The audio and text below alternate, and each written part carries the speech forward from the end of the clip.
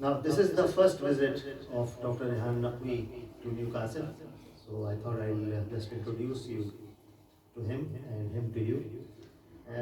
He, Syed Rehan Naqvi, is a theologian and an energy transition scientist.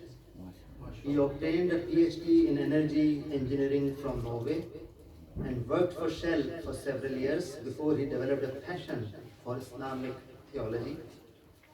After years of study, he specialized in Quranic sciences and tafsir and obtained the Ijaza Riwayah from several Maraji. He has authored the book, The People of Deeper Understanding on Ulul Albab in the Quran. He holds a graduate diploma in international relations from LSE and a diploma in web journalism from University of Nordland. Nowadays, in parallel with the religious work, he works for BP in London as a carbon capture expert. And most interestingly to me, he is also an English Cricket Board certified cricket coach. For your interest. He's been the first class cricketer in Pakistan. So with this, may I invite Dr. Rehan Naqvi Sahab kindly to come and introduce. But Muhammad Wali Muhammad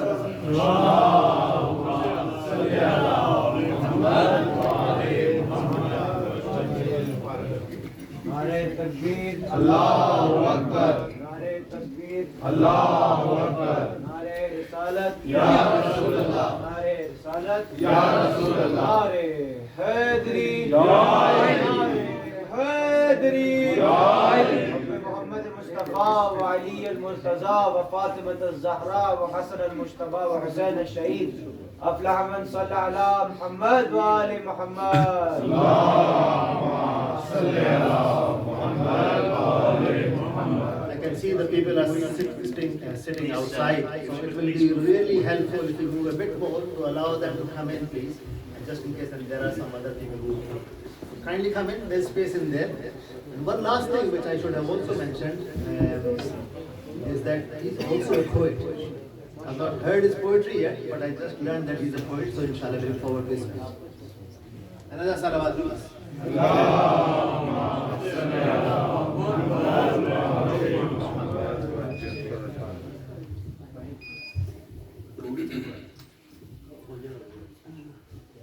खुशनुदी Mohammad वाले मोहम्मद बलंतर सलावत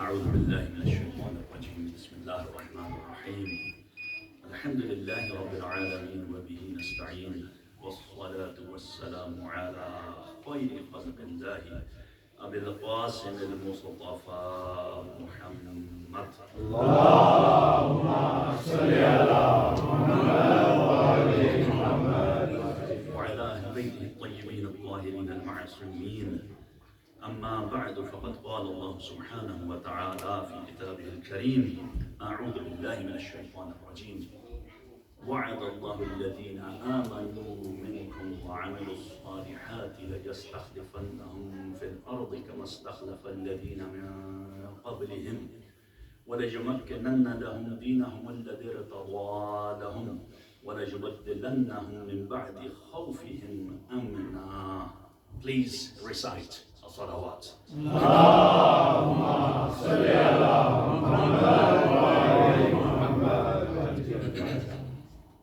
Respected listeners, my dear brothers and sisters, Assalamu alaikum wa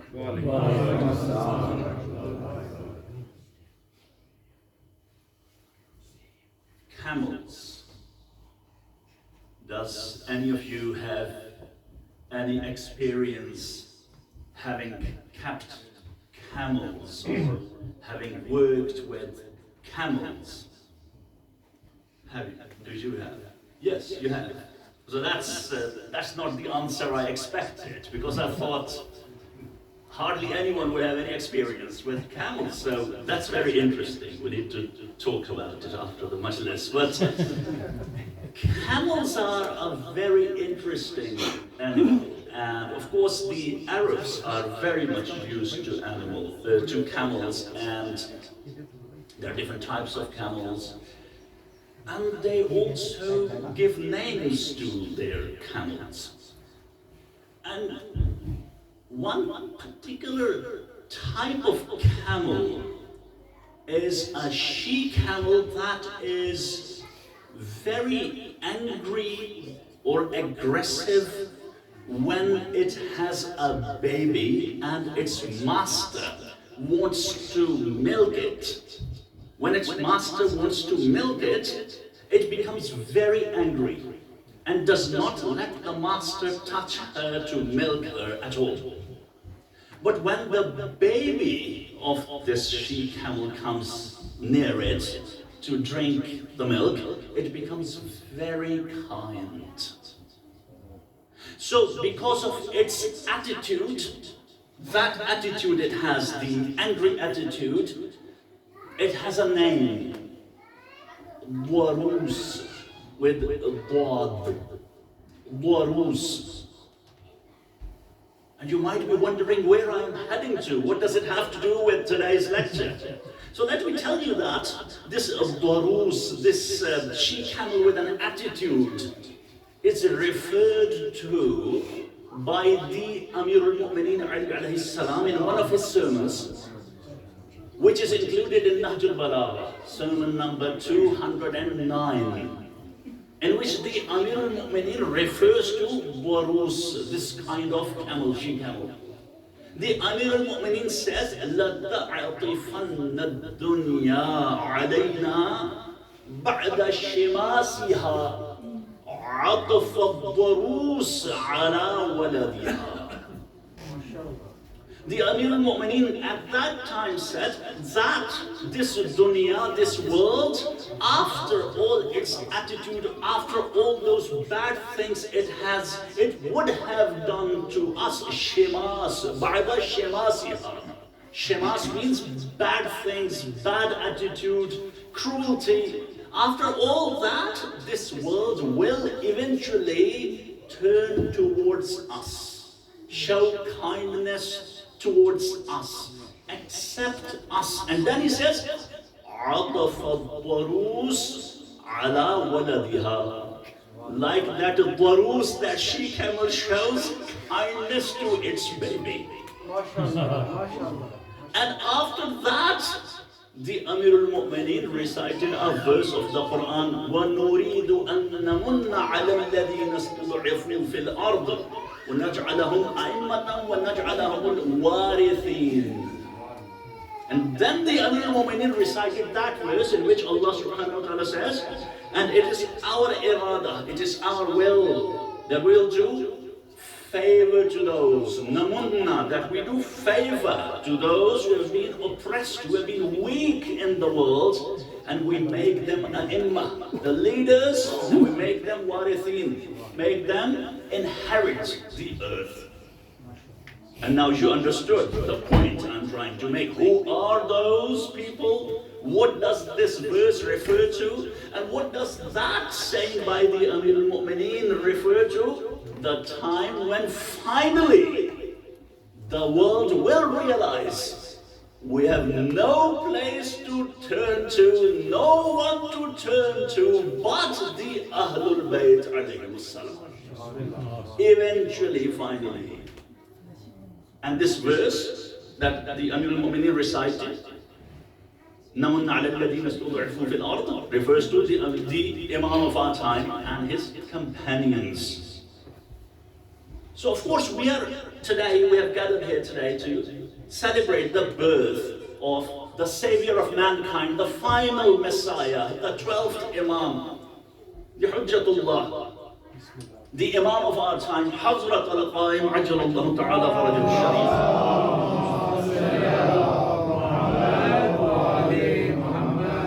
Someone whom we are supposed to be waiting for, or claim to be waiting for. And every day we recite several times a day, Allahumma kulli waliyyaka al-faraj. Inatidar, waiting. This is what we are doing. This is what we are supposed to do. But perhaps we haven't really, truly understood what inatidar or wait actually mean. And perhaps it is also very possible that we, including myself, all of us, haven't really given it a thought and haven't tried to get under the surface of it. What we every day pray. We don't even perhaps understand the motives behind our intidar. Perhaps. Maybe someone does, maybe someone doesn't. But it's highly likely that we do not truly understand our own motives. It's possible. And if that is the case, we need to reimagine the waiting for the Imam. The topic of today's lecture is reimagining the wait, understanding Imam al-Mahdi alayhi salam. So what you're going to learn during the next 40 minutes or so is the following. The lecture is about to start yet. This was the intro for those who have not listened to me before. Dr. Saad knows and several others know. So the lecture is yet to start. And in that lecture, what you're going to learn, number one, what does the Quran tell us about the Imam of our time? Because many people have objections and misunderstandings and doubts about the concept of Mahdawiyah. This is very important. Before we can talk about intidar and waiting, it is very important to understand the basics about the concept of Mahdi.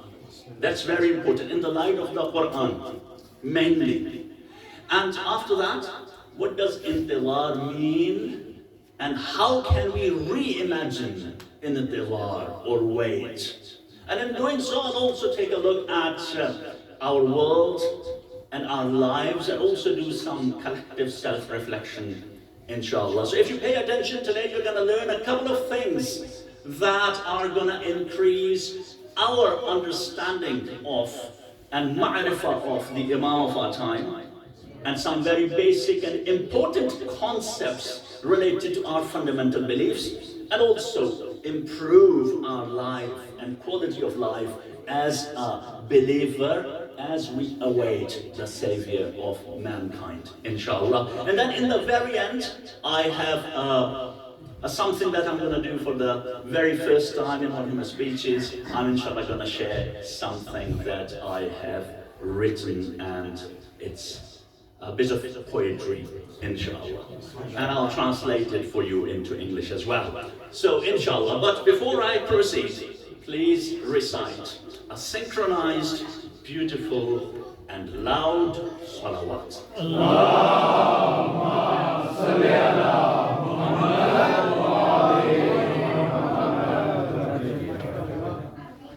So, I recited a part of verse number 55 of Surah An-Nur in the opening sermon, in which Allah subhanahu wa ta'ala says, وَعَدَ اللَّهُ الَّذِينَ آمَنُوا مِنْكُمْ وَعَمِلُوا الصَّالِحَاتِ. Allah subhanahu wa ta'ala promises those among you who have believed and performed good deeds, لَيَسْتَخْلِفَنَّهُمْ فِي الْأَرْضِ كَمَا اسْتَخْلَفَ الَّذِينَ مِنْ قَبْلِهِمْ.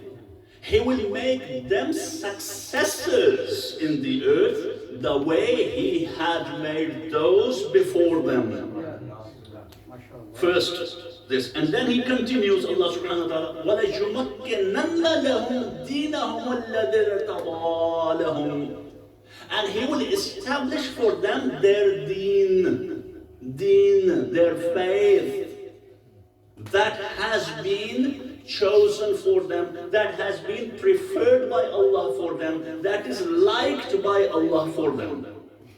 And then وَلَيُبَدِّلَنَّهُمْ مِنْ بَعْدِ خَوْفِهِمْ أَمْنًا. And He will replace their fear with security. This is what He says. And this verse refers to the Imam of our time.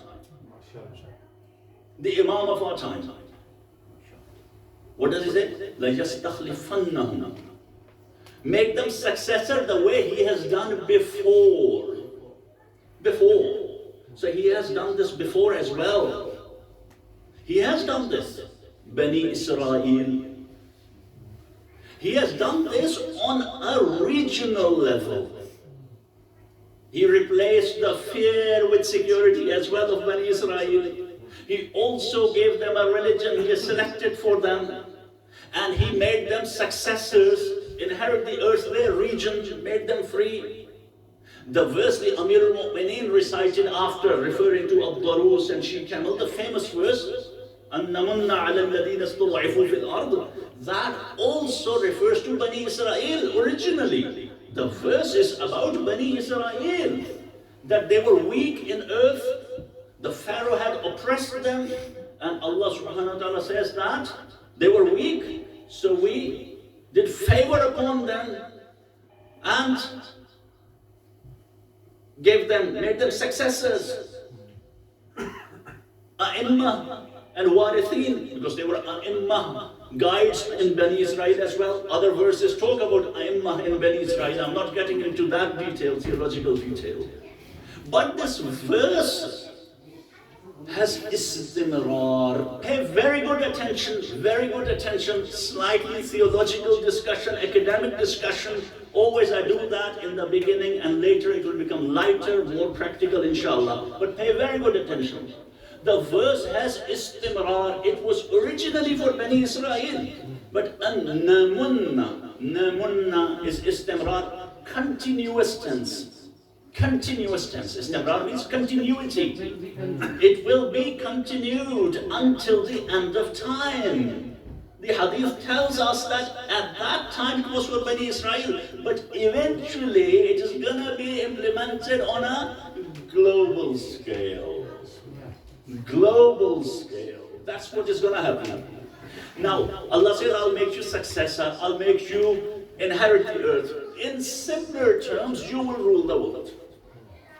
Or they will rule the world. They. Okay? I'll get back to the verse of 55, Surah An-Nur, talking again what does establishing faith and all that means. But first, let's elaborate further on this.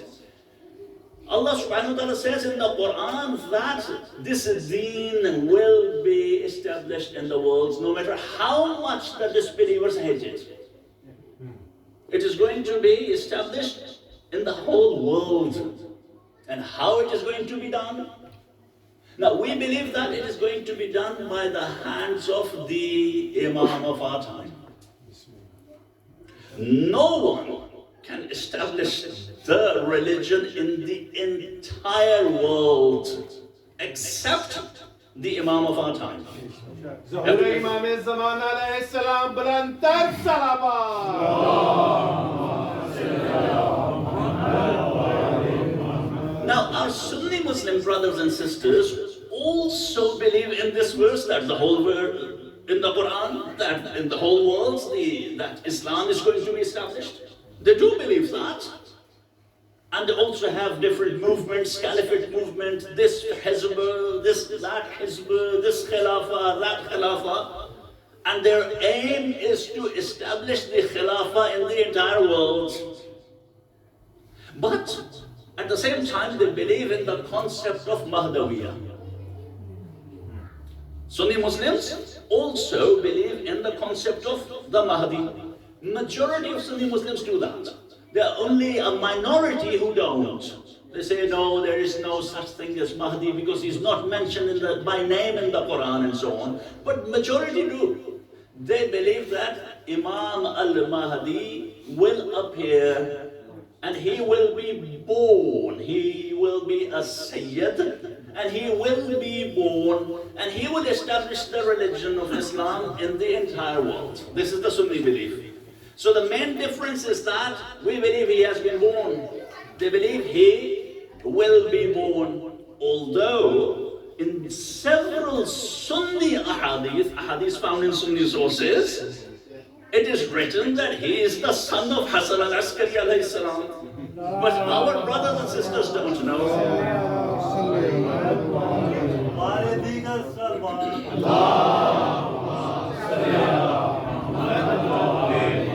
But our brothers and sisters don't know. And majority of them believe he will be born and he will not be ma'soom. He will be a good guy. He'll be some sort of a reformist, very nice man, pious man, and he will unite the Muslims and eventually have an army. And then all those alawatul zuhur, that we have the signs of reappearance, they also have in their sources. They have Sufyani, they have Yamani, they have the black flags from Khorasan, they have Khasful Bayda, they have everything. Pretty much almost everything in their riwayat. So there is no difference. But they believe that he will be born. So several years ago, I had an argument with a Sunni friend of mine. Now, I tend to refrain from arguing now. I was a little bit emotional and I was silly and I was young and I had a heated debate with a good Sunni friend of mine about the concept of Mahdi. And he said, we believe that the Mahdi will be born and Isa alayhi salam will say prayers behind him. I said, okay, you believe that? We also believe that. Now you tell me, what do you think Isa is? A mullah from some mosque of your neighborhood? Isa, even the best Sahabi, let me say it, the best Sahabi is not equal to the dust under the feet of Isa alayhi salam. And you are telling me that Isa alayhi salam will say prayers behind the Mahdi, who will be born to some obscure man and woman, but will be a nice guy, but not ma'soom. What a discrepancy in the belief. So no, he will return as a member of Ummah of the Holy Prophet. And the guy who will be leading the prayers, Mahdi, he is superior to him being that, in that sense, because he's also from the Ummah, but he is the leader of the Ummah. Still, very astonishing. Who said Isa alayhi salam is going to return as the Ummah of the Holy Prophet? Every prophet is in a way Ummah of the Holy Prophet. In a way. Because Ummah means those people who have the same vision and same goal and same destination. One definition of Ummah. And how do we know that the status of Isa alayhi salam has been demoted, reduced, and now he can say prayers behind any Tom, Dick and Harry? Excuse my French.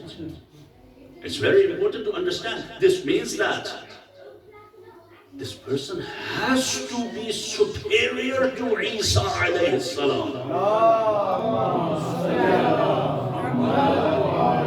And you are telling me that what Nuh could not achieve, what Yusuf could not achieve, what Sulaiman could not achieve, what Dawood could not achieve, what Jesus could not achieve, Moses could not achieve, Ibrahim alayhi salam could not achieve. And the thing that Allah subhanahu wa ta'ala did not let the Holy Prophet achieve. A goal that the Holy Prophet himself, with himself, did not achieve. What Hussein did not achieve, what Ali did not achieve. Okay, let's say what Umar did not achieve, what Abu Bakr did not achieve, your Mahdi will achieve.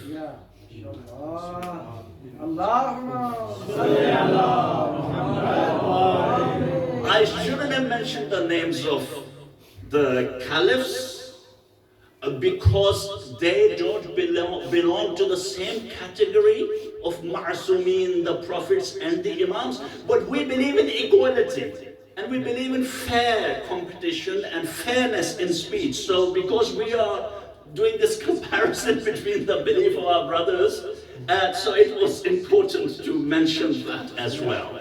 So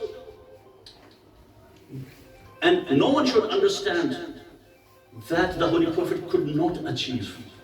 It is not the will of Allah subhanahu wa ta'ala that he himself, as that shakhs, that person, would achieve this goal. No, his light will.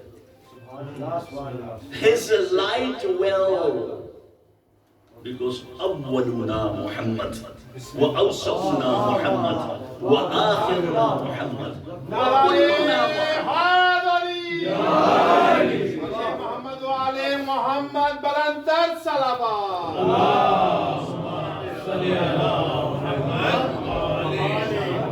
My brothers and sisters, nowadays Shia are sitting with their hearts full of doubts about the Imam of our time.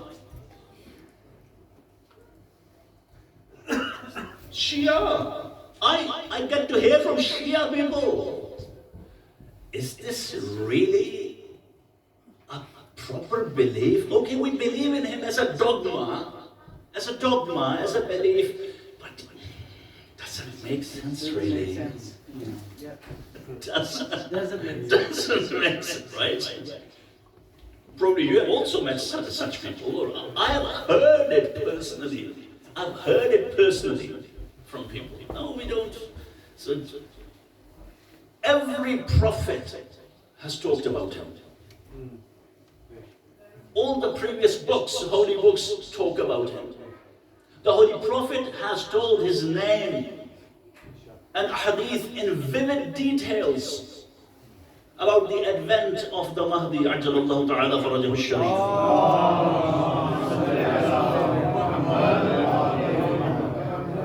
So do not let this doubt seep into your heart. Do not let. Our Imam is a reality. It's a reality. And why we are ordered to pray for his return every day, all the time, because that also gives us this conviction in our hearts. And this waiting is so important in our hadith.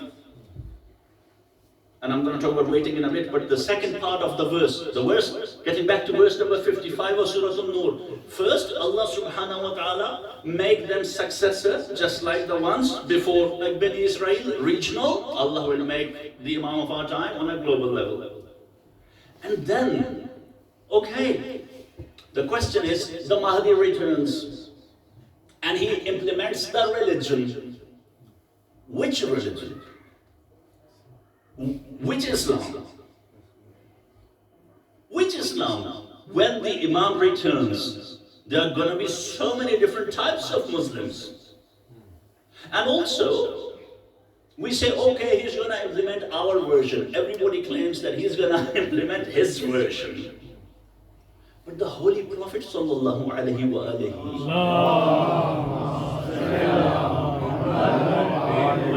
in this famous hadith that all Muslims believe in, has said there are going to be 73 sects and only one is going to be the righteous one. The right one. So how do we know which one is the right one? And this verse says that the religion is going to be established. So we say that, okay, at least out of 73 different versions of Islam, that one version is going to be implemented in the world. And what is that version? This verse tells us, وَلَيُمَكِّنَنَّ لَهُمْ دِينَهُمُ الَّذِي ارْتَضَىٰ لَهُمْ. Pay very good attention. Those who have a Mawlai heart, they should wait for the conclusion I'm going to make.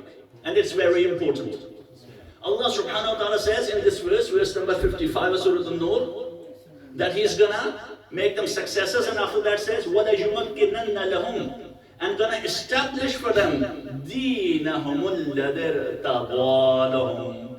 That their deen, that He has ارْتَضَىٰ لَهُمْ, that He has chosen for them, that He has liked for them, that he prefers for them. Irtida, murtada, raditu, rida. Now in Ghadir al-Khum, which verse came? Al-yawma akmaltu lakum dinakum, wa atmamtu alaykum ni'mati, wa raditu lakum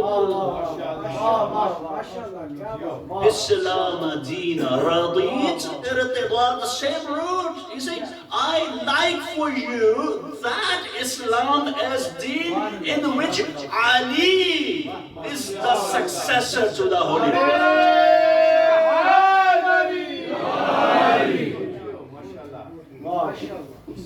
The Quran is giving us all those answers only if we took the effort to learn it. Only if. Mahdi in the Quran, there's so many verses. So many verses. Quran explains other parts of the Quran. Here, Allah subhanahu wa ta'ala is telling us. And then he says, the third thing in this verse, verse 55 of Surah An-Nur, what does Allah subhanahu wa ta'ala say? He's gonna replace their fear with security. Amna, khawf with amna. The Ahlul Bayt, the followers of the Ahlul Bayt, throughout the history of mankind, would have lived under oppression, fear, and Allah is going to replace it with safety and security, and not only for them, but the entire world. The establishment of peace on the entire earth will take place through the one who is a manifestation of the rahmah of Allah subhanahu wa ta'ala, and the great grandson and the light of rahmatul lil alameen. Lantar salaba.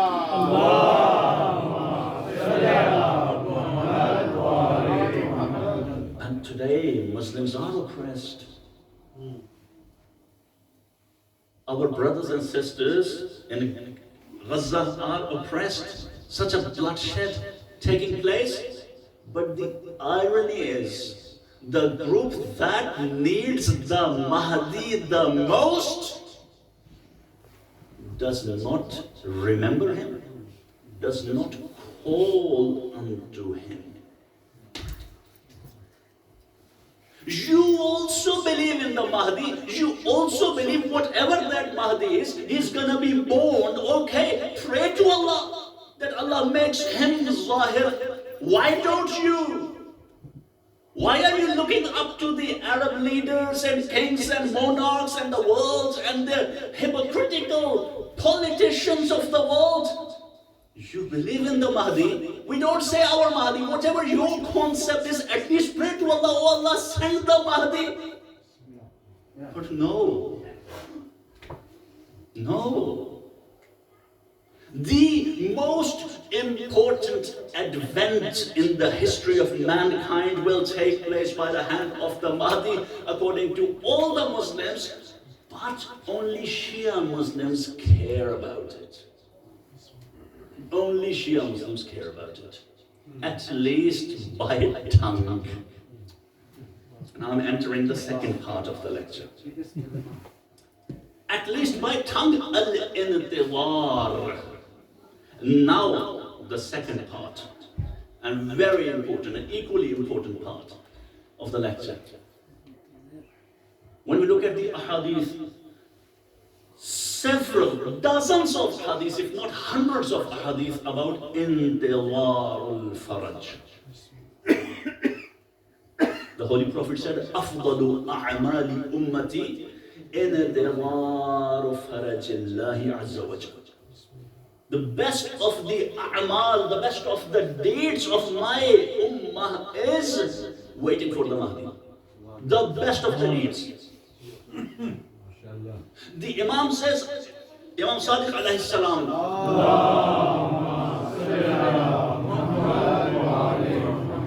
أفضل العبادة انتظار الفرج. The most superior worship, ibadah, is waiting for the Mahdi. Another hadith says, أفضل أعمال شيعتنا انتظار الفرج. ظهور امام زمان علیہ السلام بلندتر صلوات.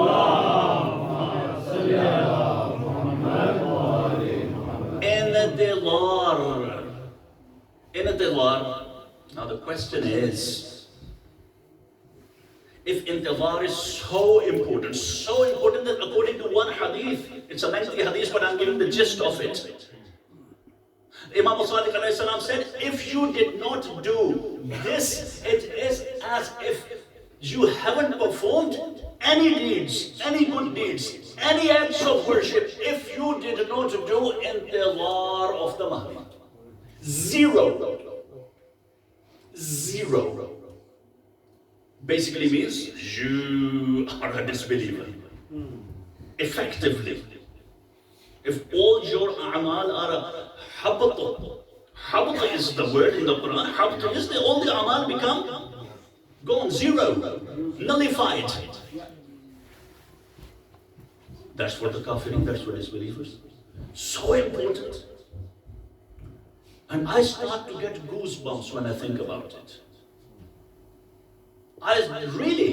Recently I started to think, wow, this is so important. But perhaps I haven't understood what intizar means. Intizar means to long for something to happen. Intizar is to wait for water when you are about to die of thirst. Intizar is to wait for rain when you are living in the midst of a drought. Intizar is to wait for light when you are stuck in the darkness. Intizar is to wait for food when you are about to die of hunger. That is intizar. And when I look at myself, I realize, no. Intizar means to want the status quo to change. Intizar of the Faraj means to long for that kingdom of God that Allah wants us to live in. But our problem is that we have become so much used to living without the Imam that we cannot live with him. We are wayfarers of the darkness. We are scared of light. For all too long, we've been drinking contaminated water. We cannot drink pure water anymore.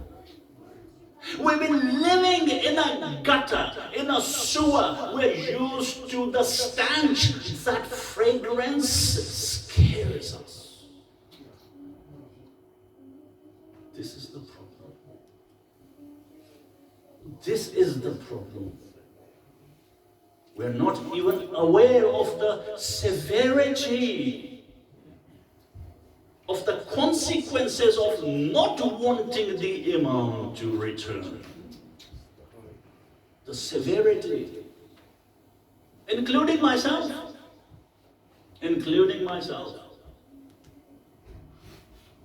We're living in a world which is everything but a place that has the values of the Imam of our time. Everything but that. Yes, we want to stay away from sins. We see that the world is full of sins. We see that there are things like pornography, things like drugs, things like gambling, things like alcohol, things like adultery, fornication, all those things, sins, and we take distance from them.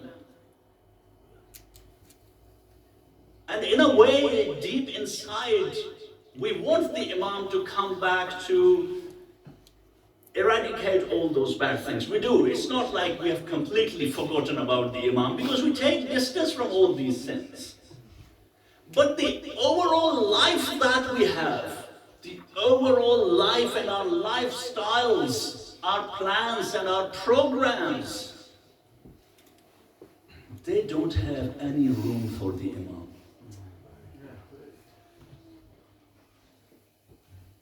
Especially the way we earn money. Including myself, I'm first and foremost, myself.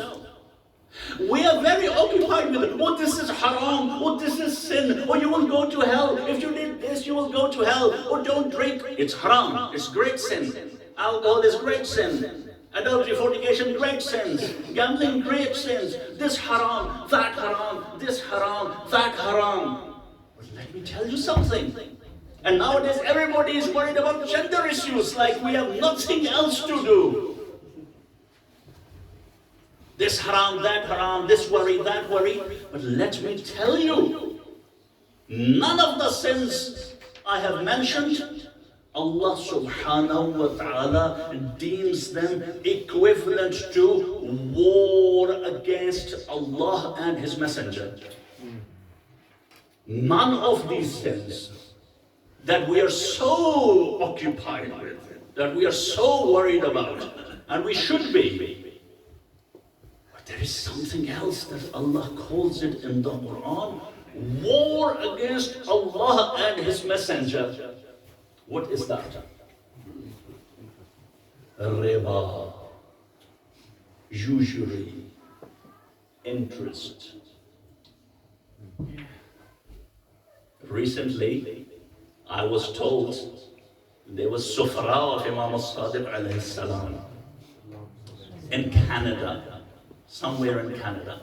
Someone who was present there who told me this. Sitting at the Sufra of the Imam, there is a tradition among the people of Pakistan and India. On the 22nd of Rajab, they organized the Nadr of Imam al-Sadiq alayhi salam, which was originally, probably most likely, a way to show happiness for the death of Muawiyah, because Muawiyah died in Rajab. Anyway, it has become so important in the culture of Pakistanis and Indians, like it's almost like part of Sharia for them, although it has nothing to do with Sharia. But it's a very nice thing to do, for the believers to gather and eat that Nadr. It's a beautiful thing, and we have had in my family this tradition as well. So in Canada, some believers, Shia, pious, devout believers were sitting, eating that Nadr, and what were they discussing? The interest rate is going to go up now. The interest rate is going to come down now. We are in the property business, how we can maximize wealth. Nadr, recite the salawat, Mawla, Ali, Ali. What? This is the reality. We are living in a world that is at war with Allah and His Messenger. Because the whole world's economic system is built on that. And we earn from that economic system by operating in that economics. My job, of course. We have to live in this world. And we can't do anything about it. Even countries that, like Iran, they can't get rid of this system. There one bank Risalat in Iran that is trying to do interest-free business, and we have some Islamic banks and here and there, but they're all juz'i, they're only partially trying to do things. But it's all part of that big economic system that we have to live in. And we are not worried about it.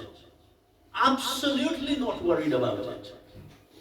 And you'll say, oh Molana, you are demotivating us. Shouldn't we do businesses? Shouldn't we have careers? No, I say I have career. Many of you have businesses. Continue, but at least be aware of it. At least long for dawlat karima. that honorable government of the Imam, that will be based on Muhammadan values. At least be aware of it. That's all I'm saying. Because Maraji have given fatwa, their fatwa, which help us in the time of ghaiba. It is very important to be associated with the ulama and the Maraji. That's why, so that they can help us find solutions to our problems. But at least be aware of the root cause. Root cause of all this trouble in this world, which is this economic system. The wars, the exploitation of human beings, modern slavery, child trafficking, human trafficking, even pornography, drugs, everything. Prostitution, what not, is rooted in this. And we're very happy with this.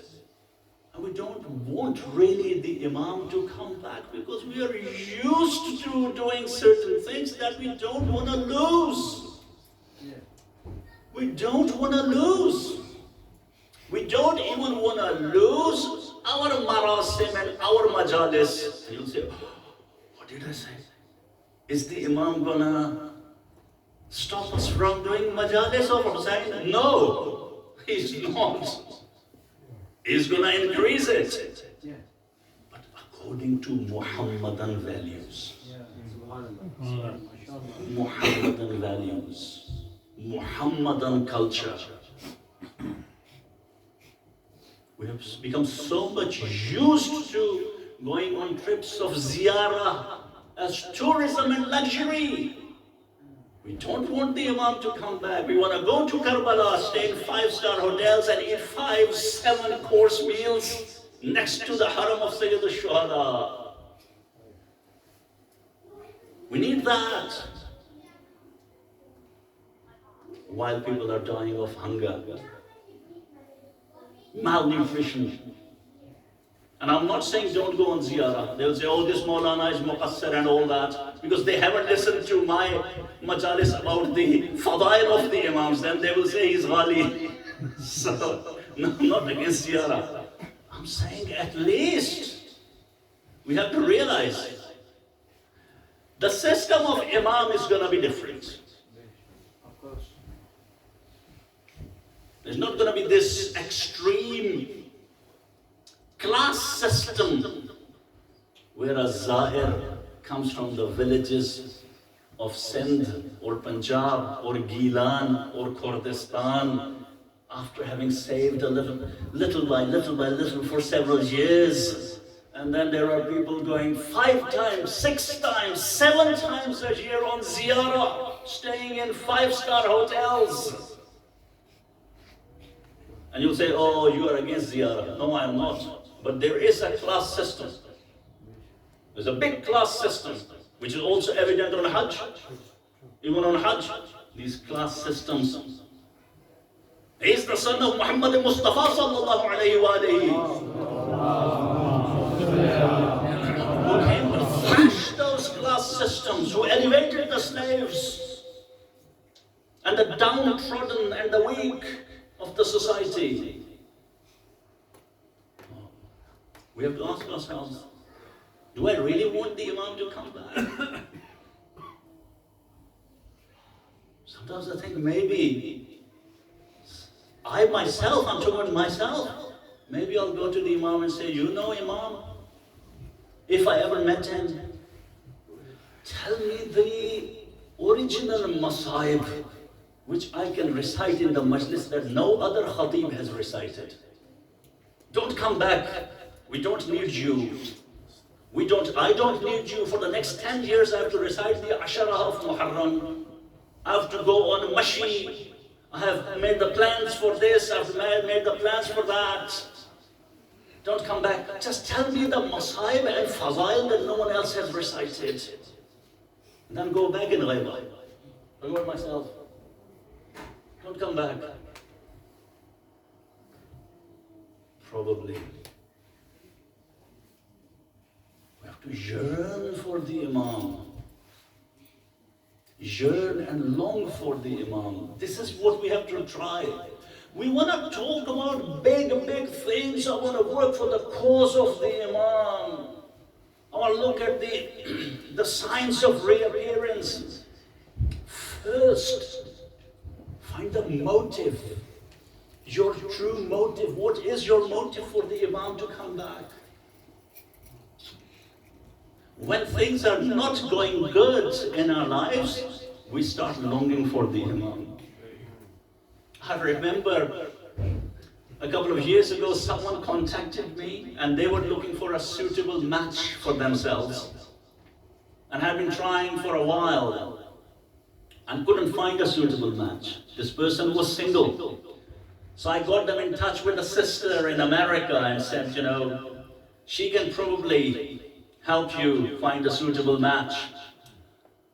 And even she couldn't help. So this person called me again and said, so what have you spoken with that sister in America and all that? And I said, yeah, but unfortunately even she couldn't help you find a suitable match. And this person said, even she, oh, what's going on? You see, this world is such a terrible place, and I really hope that the Imam is going to return soon. Don't you think so? Yeah. Because if you got married today, you would say, Imam, don't come back for the next 5 years or more until we are at necks with each other. That many couples do. Then you can come back. When my marriage starts to fail, then I will look for you. Otherwise, it's our eternal honeymoon. So don't come back. This is the thing. But you know what? Okay, all this gloomy talk, all this critical self-reflection, but I also want to give you a glad tiding. A very good message, a beautiful message, a message of love. That we find in a hadith. The Imam says, Wallahi ibadatukum fi sirri wa ma'a imamikum al-mustatar fi dawlat al-batil أفضل ممن يعبد الله عز وجل في ظهور الحق ومع الإمام الظاهر في دولة الحق. The Imam says, by God, your ibadah in secrecy, while believing in the ghaib Imam, the hidden Imam, in a government that is batil, unjust. Your ibadah, your worship, while the Imam is hidden, in a government, in a country, in a system that is unjust, is superior to the worship of the one who worships Allah subhanahu wa ta'ala with a zahir Imam in the government of haqq. Very strong. He says, your worship is superior. So yes, we don't really understand sometimes what does intihar mean, what does waiting mean. We haven't done a deep reflection on it, but still, we worship Allah subhanahu wa ta'ala. We believe in His messenger. We do wait for the Imam of our time. Yes, we have to become a little bit more critical, but Allah is gonna give us that thawab. This worship, this salat, this sawm, this fasting is superior to those who will worship Allah after the Imam returns.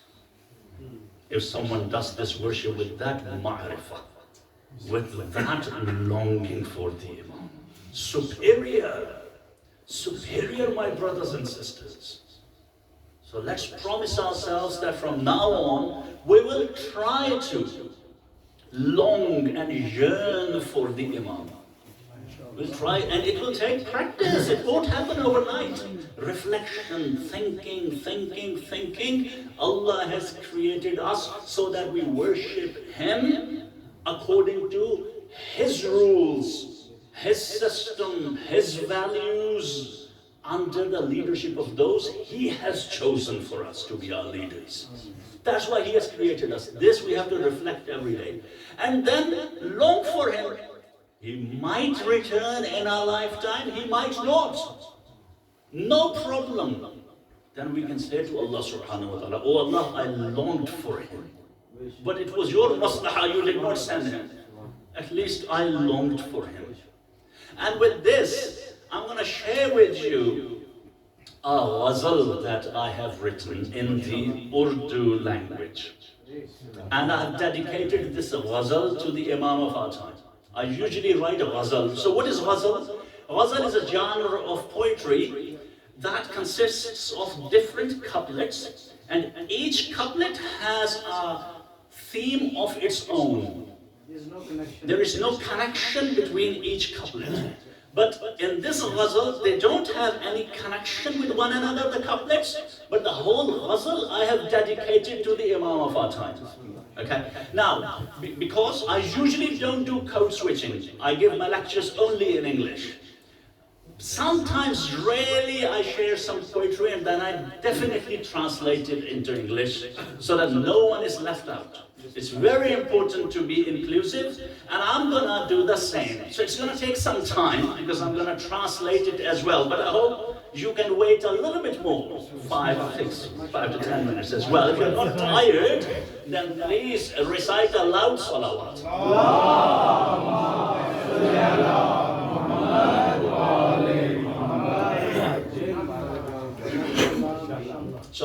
So it starts like this.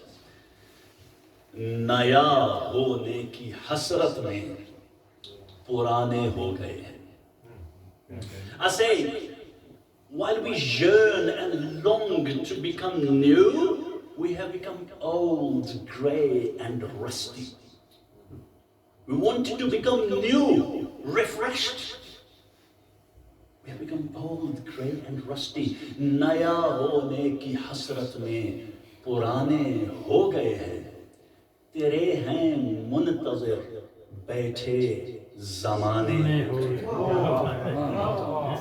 We become old and rusty while we wanted to become new.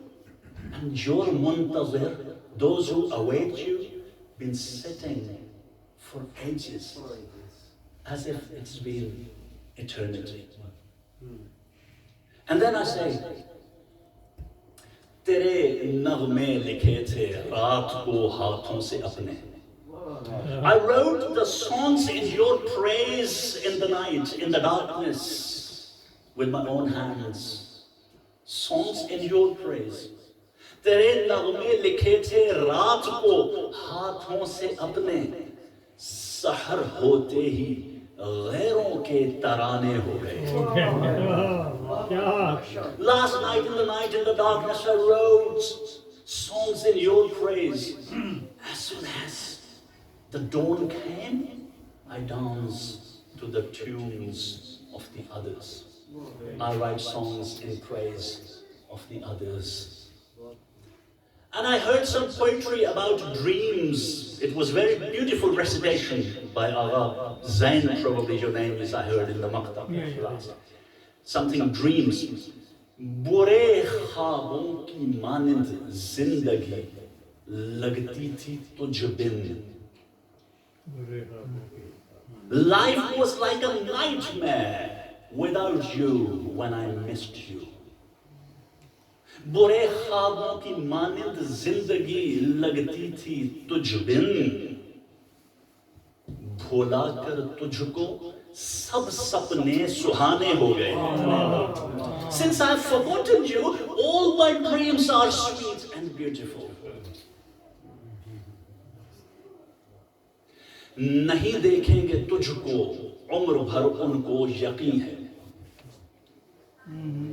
They won't see you their entire life. They have become certain of it.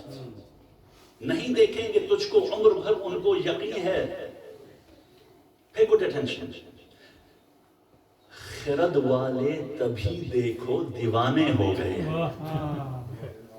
They have become certain they're not going to see you their entire life. Therefore, those who are Ahl Khirad, they crazy. Those who were the people of intellect, smart people, people of qeel wa qal, with sweet tongues. You know, poetry is double-edged sword and it is multi-interpretable. So I won't interpret it for you. Khirad wale tabhi dekho دیوانے ہو گئے. مجھے آواز مت دینا اگر تم لوٹ بھی آؤ. Do not call on to me even if you return one day. Do not call me. Do not call on to me even if you return one day. مجھے آواز مت دینا اگر تم لوٹ بھی آؤ. میرے غیروں کے آنگن میں ٹھکانے ہو گئے تھے.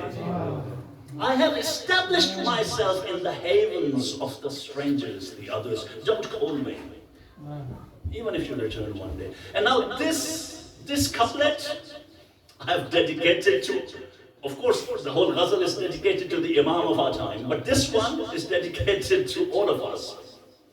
All of us. I hope you're gonna appreciate it. I hope you're gonna digest it.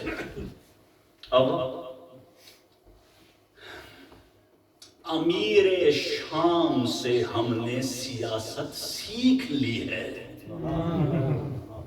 We have learned politics from the king of Syria, Muawiyah. Finally, we have learned politics from Muawiyah. امیر شام سے ہم نے سیاست سیکھ لی ہے. سنو حیدر کے ہم شیعہ سیانے ہو گئے. Listen, we, the Shia of Ali, have finally become shrewd, savvy, smart. امیر شام سے ہم نے سیاست سیکھ لی ہے. سنو حیدر کے ہم شیعہ سیانے ہو گئے. Since we have learned the politics. Yeah, we have understood what happened in Siffin. We have understood that Ali lost with his principled stances. We have learned from Siffin. We are never going to do that. We have understood from Muawiyah what politics is. And the last maqta, the last, tu beshak janta hai. پھر بھی میں کہتا ہوں Syed. I use Syed as تخلص, this the name, the poetry name. تو بے شک جانتا ہے پھر بھی میں کہتا ہوں Syed.